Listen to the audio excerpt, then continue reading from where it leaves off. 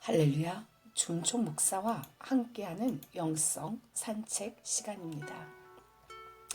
미국 케네디가의 데모인 로즈 케네디 여사가 1995년 1월 22일로 세상을 떠났을 때 어느 신문에 실린 칼럼입니다. 케네디가의 데모인 로즈 케네디 여사가 22일 104세로 타계했습니다.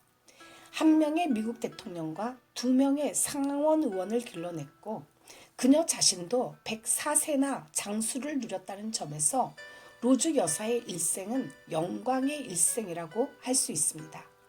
그러나 이 영광의 이면에는 자녀 넷을 잃어야만 하는 비극이 함께하고 있었습니다. 장남인 조셉 케네디는 해군 조종사로 2차 대전 참전 중에 추락했죠. 4년 후 차녀 캐슬린도 알래스카 상공에서 비행기 추락사로 죽었습니다. 63년에는 차남인 케네디 대통령이 암살되고 68년에는 삼남 로버트 케네디 상원 의원이 대통령 선거 유세 중에 역시 암살되었습니다. 그래서 여사의 일생을 영광과 비극을 넘나든 생애였다고 말을 합니다. 로즈 여사 자신도 인생은 고통과 환희의 연속이라고 말해왔습니다. 우리는 한 세기 이상을 살다 간 한 여인의 삶의 고백을 통해서 인생과 비극과 환희의 대조의 반복을 배웁니다. 인생의 길에는 환희가 있을 뿐만 아니라 비극도 있다는 거죠. 누구나 다 그렇습니다. 항상 비극만 있는 것 같지만 환희도 있습니다. 그런데 문제는 무엇일까요? 이 인생에 경험하는 환희와 비극의 반복이라도 처음에는 비극이지만 나중에 환희가 된다면 그 당장의 그 비극도 참을 만하고 슬프지 않을 것입니다. 그러나 로즈 케네디 여사같이 처음은 좋고 환희에 찬 시작이라도 가면 갈수록 더 비극적이요 슬픈 뿐이라면 문제가 다릅니다. 그렇다면 그 사람에게 먼저 다가온 환희라는 것도 위장된 것이요 그 인생을 속이는 장난에 불과한 것입니다. 이스라엘의 3대 왕이었던 솔로몬같이 이 땅에서 재미와 쾌락을 누려본 사람도 드물 것입니다. 그는 자신이 하고 싶은 것을 다 해보고 가지고 싶은 것은 다 그 두 손의 주인 사람입니다. 그러나 그도 늙어서 전도자가 되어서 자신의 일생을 한마디로 정의하기를 헛되고 헛되며 헛되고 헛되니 모든 것이 헛되도다 라고 했습니다. 인생이 강건하여도 7, 80인데 지상에서도 누렸던 즐거움과 슬픔도 하나님의 진노 가운데 날아가는 살과 같이 지나다가 썩어지는 육신과 함께 땅에 묻히게 됩니다. 그러나 그 다음에는 하나님의 영원한 심판이 있죠. 인생이 태어나던 날이 기쁘고 즐거운 날이라면 장례식은 슬프고 고통스러운 날입니다. 왜 그럴까요? 세상의 삶이 허무하게 끝나는 것이 슬픔이요 고통이 아니라 이 세상에서의 삶보다 더 고통스럽고 슬픈 영원한 사망이 예수 안의 인생이 아닌 예수밖에 모든 인생의 미래이기 때문입니다. 그런데 시작은 비극이었지만 그 끝은 희극인 진정 해피엔딩으로 끝을 맺는 이야기가 여기에 있습니다. 시작은 비극이요 죽음이었지만 생명으로 끝나는 책이죠. 시작은 장례식이었지만 결혼식으로 마치는 책이 여기에 바로 룻기가 있습니다. 이 시간의 찬양 아주 먼 옛날 하늘에서는 당신을 향한 계획이 있었죠. 하나님 앞에 한 곡 올려드립니다.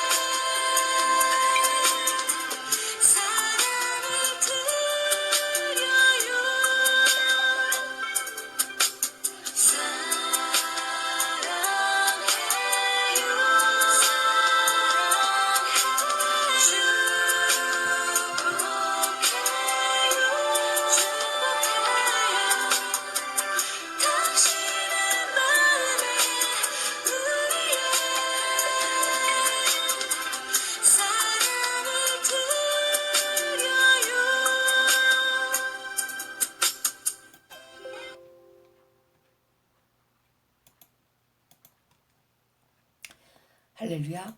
본문 말씀에 보면 두 사람을 소개하는데 한 사람은 불쌍하고 가련한 두 여인, 의지할 곳 없는 두 여인을 위해서 자기의 시간과 자기의 재물과 모든 것을 포기하고 도와주려는 보아스라는 사람입니다. 다른 한 사람은 가까운 친족이라고 하면서 기업을 물을 자로서 이름 없이 자기가 할 일을 포기하고 신을 벗은 사람입니다. 저는 이 말씀을 묵상할 때 왜 이 사람의 이름은 없을까라는 생각을 해보았습니다. 그냥 성경에서 아무개요 라고 이야기하고 있기 때문입니다. 룻기 4장 1절입니다. 보아스가 성문으로 올라가서 거기 앉아 있더니 마침 보아스가 말하던 기업 물을 자가 지나가는지라.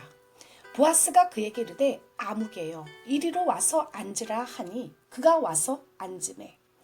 하나님이 보실 때 아무 가치도 없는 사람이기 때문에 이름이 기록되지 않았다고 생각을 합니다. 똑같이 세상을 살고 똑같이 주어진 삶을 사는데 한 사람은 그 이름이 후대에까지 사랑을 받고 존경을 받는 사람이 되었는가 하면 한 사람은 이름이 없이 살다가 그냥 가버렸다는 사실을 우리가 잘 알고 있습니다. 룻기에서 왜 이런 차이가 생겼을까요? 당신과 나는 우리가 가진 것을 어느 것 하나 내 것이라고 말할 수 없는데 왜냐하면 모든 것이 하나님의 소유이기 때문입니다. 우리는 단지 그분이 우리에게 주신 것들을 사용하고 있을 뿐이죠.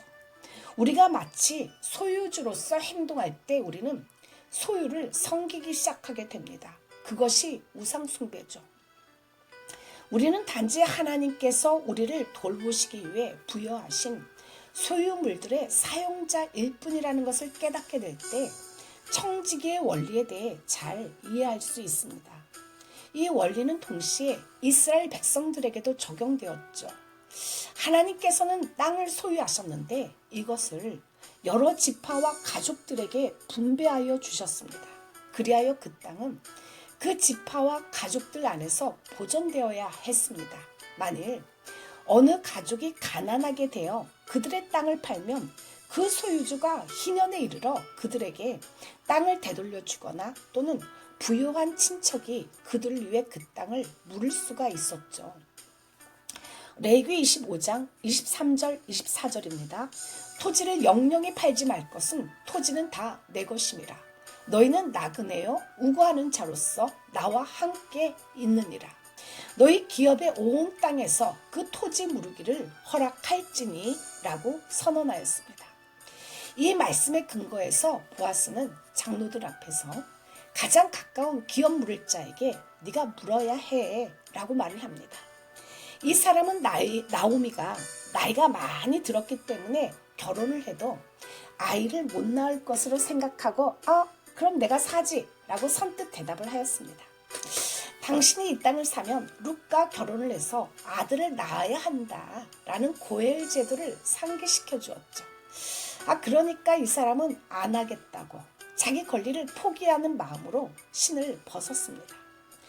만약에 룻과 결혼을 해서 아이를 낳으면 그 땅은 자기 것이 아니고 아이에게 돌아가서 자신에게 유익이 없기 때문에 그는 포기를 하였죠.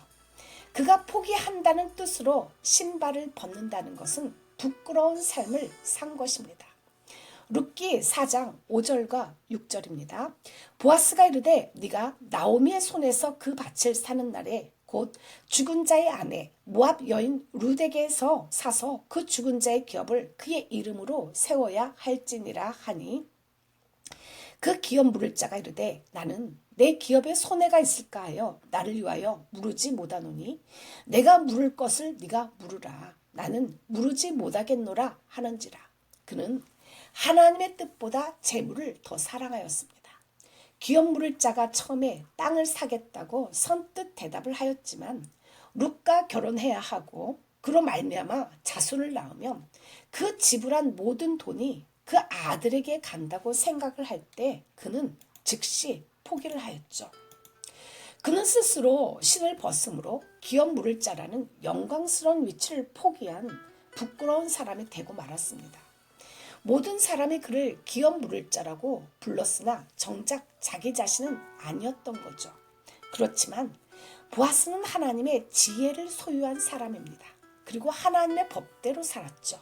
그는 유력한 자요 세력 있는 자였지만 룻과의 결혼에서는 하나님의 법을 따랐습니다.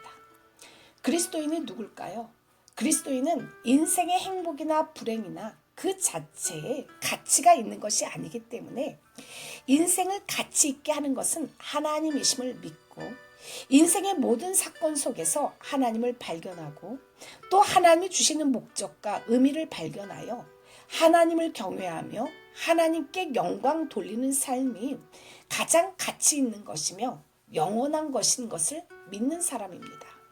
오직 그의 관심은 하나님의 뜻을 행하고자 한가 룻을 구원하고자 하는 것이었죠.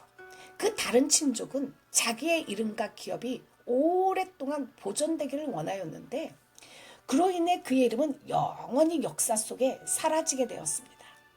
보아스는 룻을 사기 원하였고 그 결과 그의 이름은 영원히 남게 되었던 것이죠.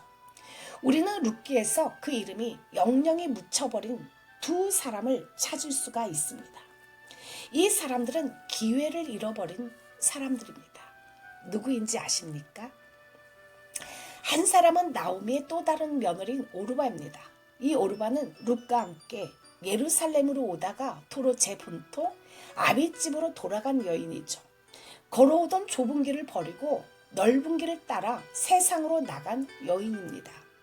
미래를 손해보지 않으려고 하나님도 시어머니도 약속의 구원도 버린 심히 어리석은 여인이죠.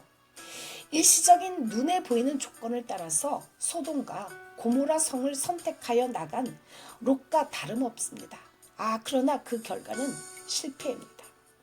그의 미래, 그의 세상은 어떠할지 모르지만 영원한 장래를 생각해 볼 때 그녀는 실패자입니다. 선택의 기회를 놓친 사람이죠. 또 한 사람은 보아스에게 기업 물을 권리를 주어버린 아무개십니다. 이 사람은 자신의 재산에 손해될까 해서 형제의 고통을 돌보지 않았습니다. 하나님의 뜻을 저버렸죠. 이는 기회를 잃어버린 것입니다. 이 시간에 찬양, 나 가진 재물 없으나 하나님 앞에 올려드립니다.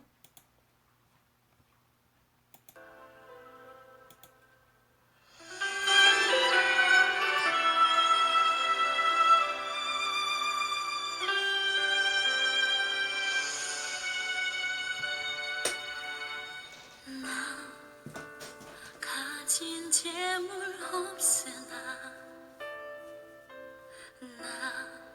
남이 가진 지식 없으나 남에게 있는 건강 있지 않으나 남이 없는 것 있으니 남이 못 본 것을 보았고 남이 듣지 못한 음성 들었고 남이 받지 못한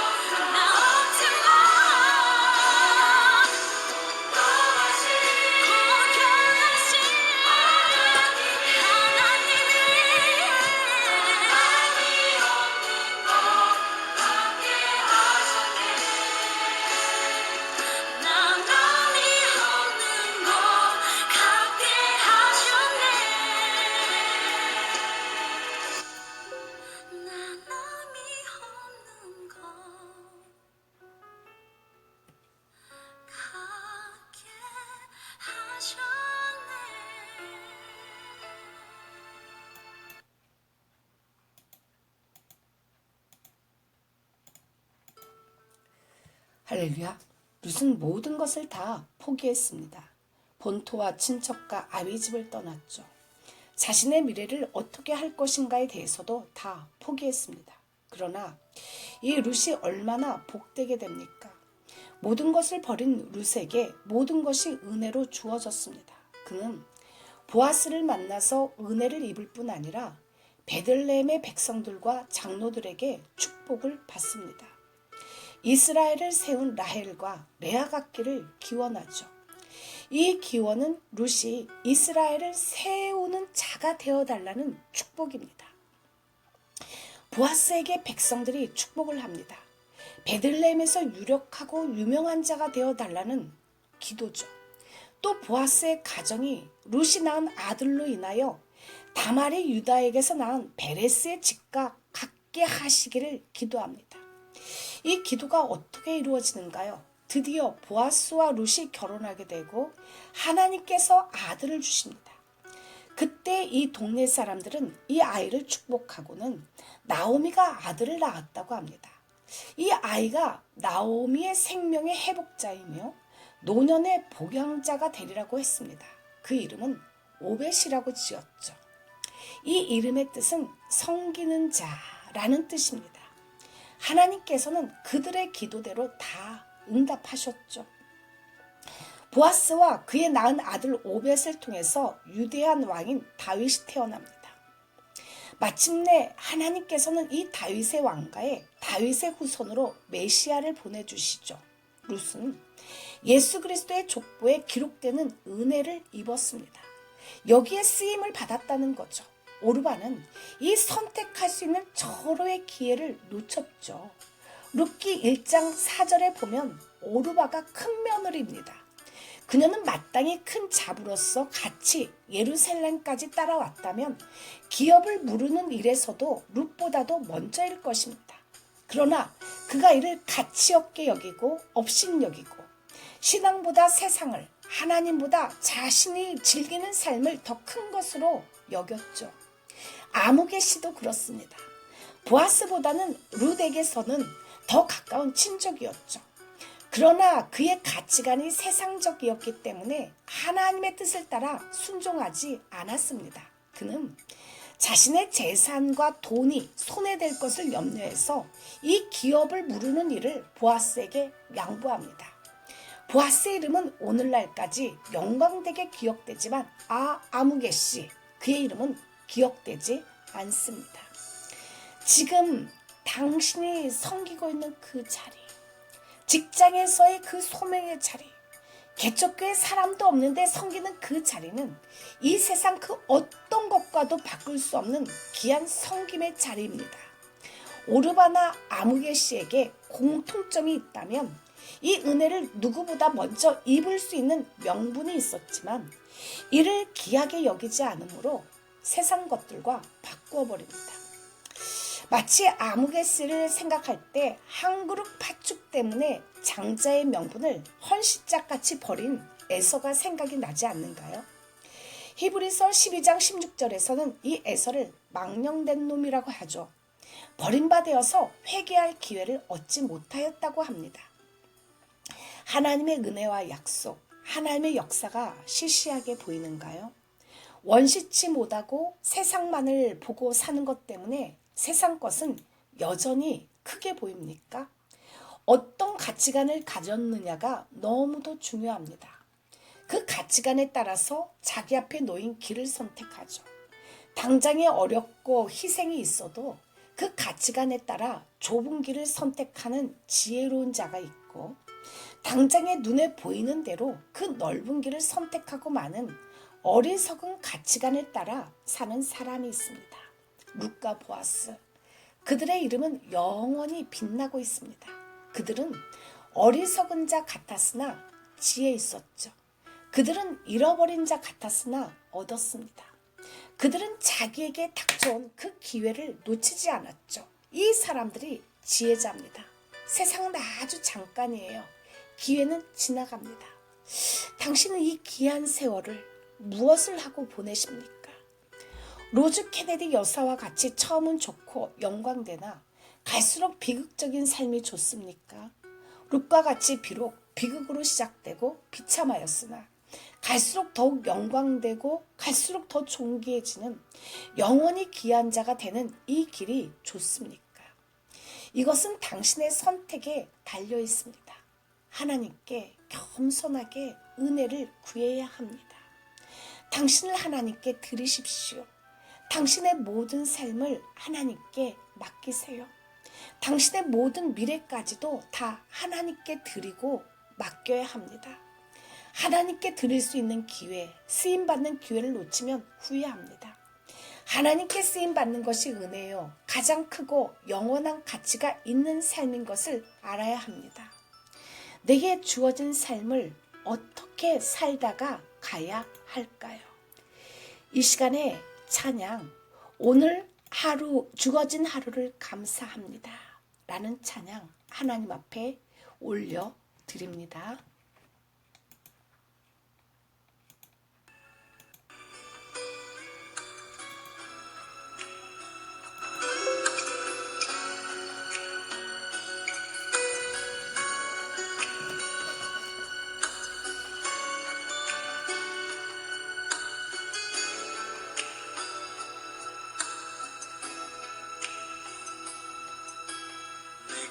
주어진 하루를 감사합니다. 내게 또 하루를 허락하심을, 이 하루도 헛되이 보내지 않으며 살기 원합니다. 이런 은총받을 만한 자격 없지만 주의 인자하심 힘이므로 이 하루도 내게 주어졌음이 하여 감사드립니다. 이 하루도 정직하게 하소서. 이 하루도 친절하게 하소서.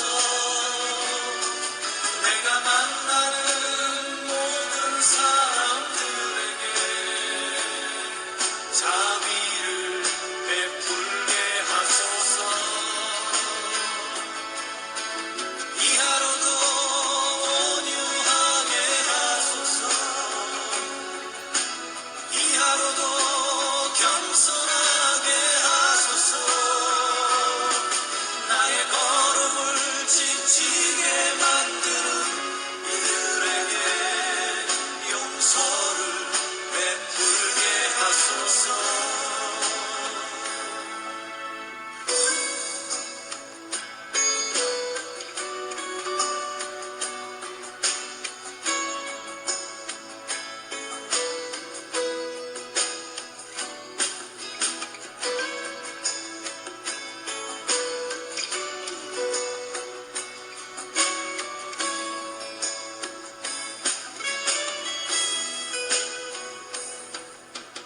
내게 주어진 하루를 감사합니다. 내게 또 하루를 허락하심을, 즐거운 일이든 목 슬픈 일이든 감사드립니다.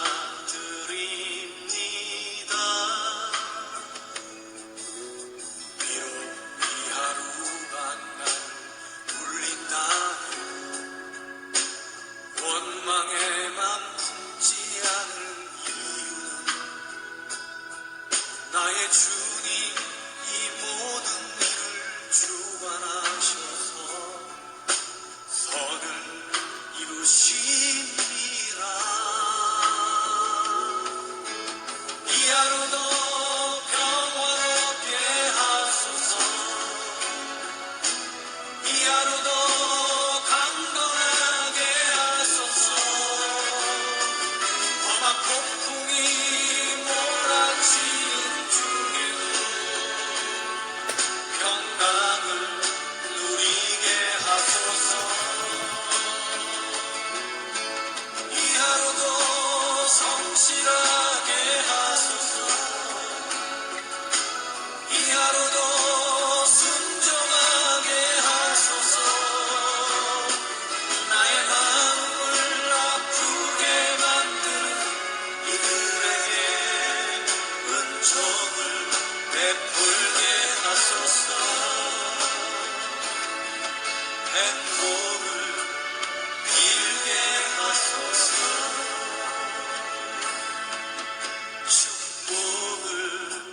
베풀게 하소서.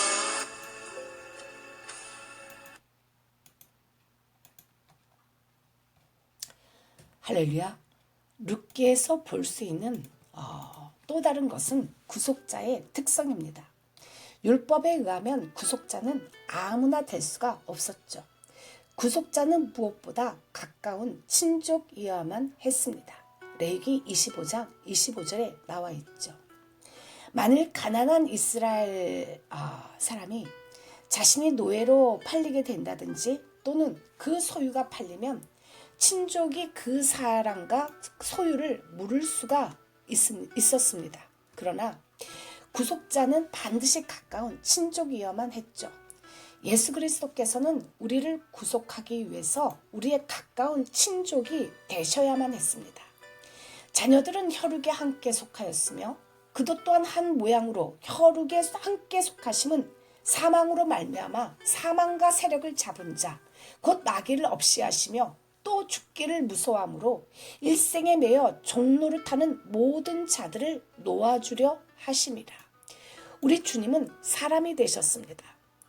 왜냐하면 오직 그분의 인성 안에서만 우리의 가까운 친족이 되실 수 있고 우리를 구속하기 위한 값을 지불할 수가 있기 때문입니다.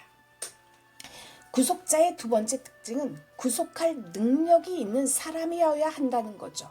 친족은 그 사람이나 또는 소유를 구속하기 위한 충분한 돈을 가져야만 했고 또 그에게 속한 것을 즉시 해결해 줄 수 있는 사람이어야만 했습니다.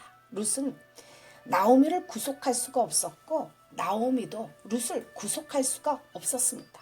구속자는 재정은 물론 자유로운 몸이어야 할 필요가 있었죠. 얽매인 사람이 결박된 다른 사람을 풀어줄 수가 없습니다. 보아스는 부유했으므로 구속자가 될 수가 있었죠. 보아스는 우리의 친족이시며 구속자이신 예수 그리스도의 아름다운 예표입니다. 우리 주님은 은혜와 긍휼과 자비가 심히 부유하신 분이죠. 그분은 하늘의 모든 부유함을 가진 분입니다. 또 예수 그리스도는 죄의 결박에서 온 세상을 구속할 수 있는 능력을 가지신 유일한 분이시죠. 구속의 결과 룻의 삶과 나오미의 삶은 다시 회복되었습니다. 과거는 용서되었고 그들의 빚은 모두 갚아졌습니다. 부채가 없어지기만 해도 얼마나 좋은가요? 그들은 더 이상 노예가 아니었으므로 현재 자신감이 있었습니다. 그들은 보아스와 그의 재산으로 유업을 되찾았기 때문에 그 두 여인의 미래는 보장되었죠. 그들은 그가 그들을 돌보아 줄 것임을 알았습니다. 룻기 4장에 이르면 여러 가지 놀라운 변화가 일어난 것을 보게 되죠. 룻은 외로움에서 사랑으로, 수고에서 안식으로, 빈손에서 부유함으로, 결박에서 자유로, 염려에서 평안으로, 수치에서 영광으로, 두려움에서 안정으로, 그리고 절망에서 소망으로 변화되었습니다. 이 모든 것을 가능케 한 것이 무엇 때문이었을까요? 누군가가 값을 치렀던 것입니다. 누군가가 우리를 위한 값을 지불해야 했는데 바로 그리스도께서 기꺼이 그 일을 행하셨습니다. 우리가 가진 것은 죄와 저주에 속한 불행, 가난, 고통, 슬픔, 사망뿐이었죠. 이것을 하나 남김없이 다 예수님께서 가지고 가셨습니다. 나의 모든 죄를 다 가져가셨음을 믿습니까? 이것이 고엘입니다. 하나님의 구속이죠. 또한 주님의 가지신 모든 것이 우리의 것이 된 것을 믿나요? 주님이 가지신 부요와 존귀와 영광과 생명과 기쁨과 평강과 안식이 우리의 것이 되었습니다. 주님의 모든 것이죠. 아낌없이 다 주신 것입니다. 내 영혼아 여호와를 송축하며 그의 모든 은택을 잊지 말지어다. 그가 내 모든 죄악을 사하시며 내 모든 병을 고치시며 내 생명을 파멸해서 속량하시고 인자와 긍휼로 간을 씌우시며 좋은 것으로 내 소원을 만족하게 하사 내 청춘을 독수리같이 새롭게 하시도다. 주님, 보아스와 룻처럼 이 땅에서 하나님의 법을 제일로 사랑하며 경외하게 하여 주옵소서. 주를 위하여 헌신과 희생을 감사함으로 올려드리는 하나님께 전적으로 사로잡혀 쓰임을 받는 인생이 되게 하여 주시옵소서. 예수 이름으로 기도를 올려드립니다. 아멘. 이 시간에 찬양 마지막으로 아침에 주의 인자하심을 이라는 찬양 올려드립니다. 주